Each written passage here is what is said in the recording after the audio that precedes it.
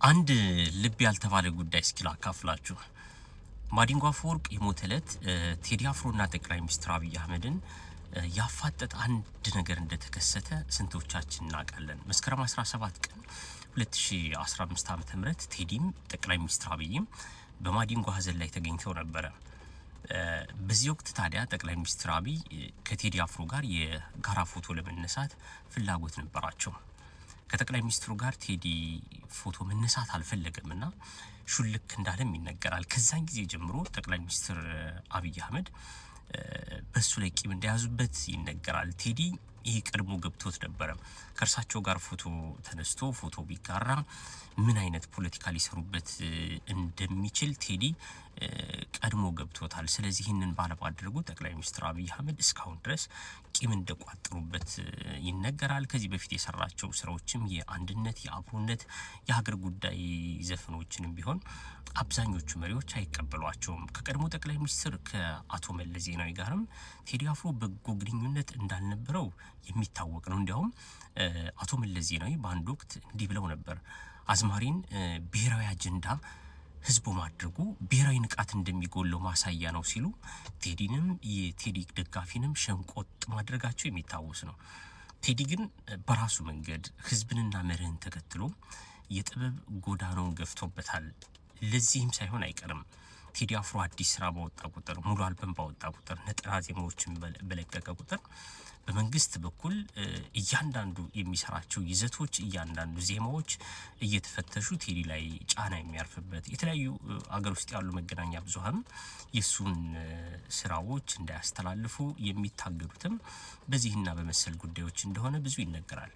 ለማንኛውም የቴዲ አፍሮ አዲሱ ኢትዮሪካ ስራ ነገ እንደሚለቀቅ በይፋ ታውቋል። ስለዚህ ሁላችንም የቴዲ አፍሮን ኦፊሻል የሆነውን የማህበራዊ ድረገጽ ገጾችን በመወዳጀት ልናበረታታው አይዞህ ልንለው ይገባል። ምንም የምናጣው ነገር የለም፣ ከኛ ምንም የሚጎል ነገር የለም። የሱን የዩቲዩብ ቻናል መቀላቀል፣ ፌስቡክ፣ ቲክቶክ ፔጆችን መቀላቀል ስራውን መደገፍ ነው፣ ጥበብን መደገፍ ነውና አብሮ ከቴዲ አፍሮ ጋር መቆም ነውና ሁላችንም ከወዲሁ በመቀላቀል ብዙ ሚሊዮኖችን ገጹን ማድረስ ይቻላል ብዬ አስባለሁ። ለማንኛውም ነገ እንገናኝ።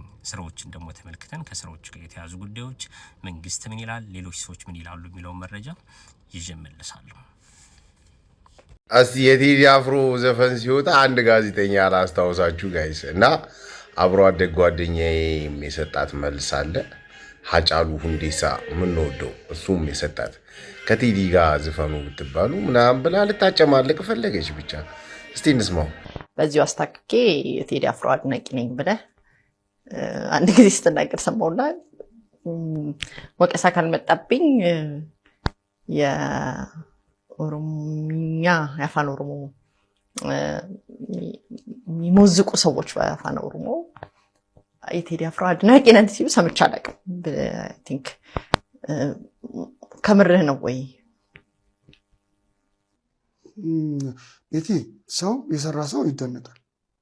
የሚሰራው ስራ ሰዎች ሊያስቀይም ይችላል፣ ሊያስቀይም ይችላል አይደለም። አሁን ጥያቄ አንድ ያን ነገር ለመስራት ጊዜውን አጥፍቶ ረጅም ሰዓት ተቀምጦ ምን ያክል ጊዜ እንዳጠፋ እሱና ፈጣሪ ናቸው የሚያውቁት። አሁን እኔ ስለ ሌላው አይደለም ማውራሽ፣ ፓሽኔት ሆኖ እዛ ነገር ላይ ያን ያክል ጊዜ ሰው ካጠፋ ምን ያክል ለውጥ ማምጣት እንደሚችል፣ ምን ያክል ሪቮሉሽነሪ መሆን እንደሚችል ያሳየ ሰው ነው። ይሄ ሊደነቅ ይገባል። አንድ መድረክ ላይ እድሉ ቢፈጠር ከቴዲ አፍሮ ጋር አብረህ ትዘፍናለህ ወይ? ያ ሙዚቃውን ትሰማለህ? ሰርተናል እኮ አንድ ላይ ከአንድም ሁለቴ አንድ አይነት ማይክ እየተቀባበላችሁ አንድ መድረክ ላይ ማለት እሱም አንተም ማይክ ይዛችሁ ትዘፍናለህ ወይ? የታሪክ አረዳዳችሁ እንደዛም ሲጀመር ነው። አንተ በሌላ መንገድ ነው የታሪክ ዘውጉን የምትረዳው፣ እሱም በሌላ መንገድ ነው ዘውጉን የሚረዳው። የታሪክ አረዳዳችሁ የተለያየ ነው የሁለታችሁ። ስለዚህ እድሉን ብታገኝ በአንድ መድረክ ላይ ትሰራለህ? በአንድ መድረክ ላይ ከአንድም ሁለቴ ሰርቻለሁ። ለኢትዮጵያ ደራሲያን ማህበር ከ6 ዓመት በፊት አዲስ አበባ ኤግዚቢሽን ሰርተናል። ይሄ ማለት አንቺ እንዳልሽው ያው እኔ በዘፈንኩበት ማይክ እሱም ዘፍኗል ማለት ነው። ሲቀጥል ሚሊኒየም አዳራሽ ለሁለተኛ ጊዜ ዘፍነናል። ያም በአንድ ማይክ ነው የዘፈነው።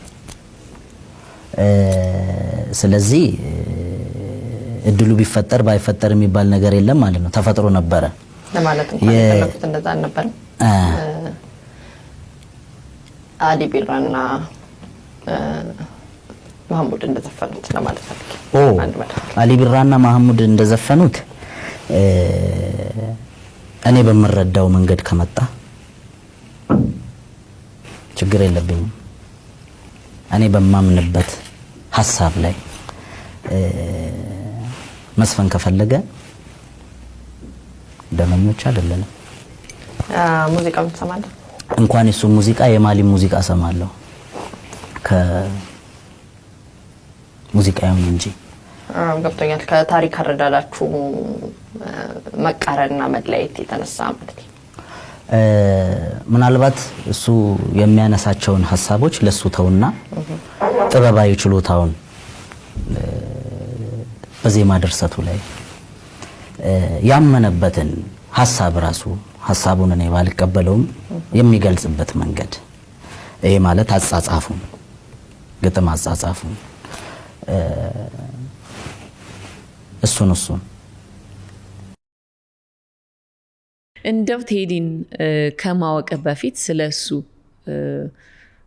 ማታቀው ወይ ደግሞ ማጠብቀው ነገር አሁን ካወከው በኋላ ያወከው አንድ ነገር እሱ ያው መጀመሪያ እንትን ኤክስፔክት የምታረጊው እንትን ሲሪየስ ሰው ምናምን ይወድ እንትን አካባጭ የሚያከራ አይነት ሰው እንዴ እሱ በጣም ፍሌክሲብል ነው። በዛ ላይ ቀልድ ያውቃል። ኧረ እባክህ ጆክ አስማታ ቀልድ አዋቂ ነው እንዴ። አዎ ከስራ በፊት እኮ እንደሳቅን ነው። ተወናት ማት ቀልድ ነው ማያውቀው የለም። አዎ ጥርስ አስከድን ይሄን መሰክራለሁ እኔ እንዴ። በዛ ላይ የሰራሽ ማሳብ ቢመጣለት ያስቅሻል። በጣም ተጫዋች ነው። ምስኪን ያው ጥሩ ሰው ነው። ቴዲ ከሰጠህ ማትረሳው ትልቅ ምክር ብለ ምክር ያው እሱ ላይ መምከር ይወዳል አይደል?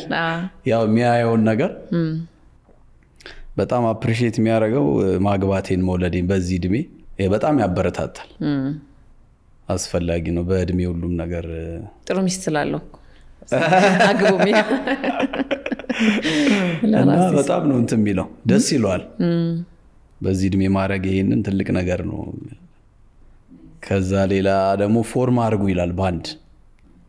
እናንተ ከምትግባቡት አሪፍ የምትግባቡ ሰዎች ሆናችሁ በደንብ አሪፍ ባንድ አድርጋችሁ ፕሮፌሽናል ማለት ነው። እዛ እንደውም እንደ ያለን እኮ አልኩት አያውቅም ነበር። እኔ ፎርም ያደረኩት ባንድ አለ።